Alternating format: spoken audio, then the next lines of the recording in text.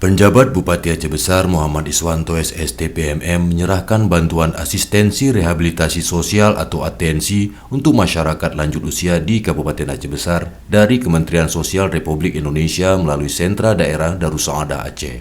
Penyerahan bantuan secara simbolis dilaksanakan di Aula Dinas Sosial Kota Janto pada Senin 10 April 2023. Dalam kesempatan itu, Iswanto mengatakan jika pihaknya terus mengajak masyarakat Aceh Besar untuk dapat bersyukur atas bantuan yang diberikan oleh Kemensos melalui Sentra Daerah Darussaada Aceh kepada pemerintah Aceh Besar, yang pada hari ini disalurkan kepada masyarakat, dan atas nama Pemkab Aceh Besar, Iswanto mengucapkan terima kasih atas perhatian Kemensos RI kepada masyarakat Aceh Besar. Menurutnya, Aceh Besar merupakan salah satu daerah yang angka kemiskinannya masih tinggi, begitu juga dengan angka stunting.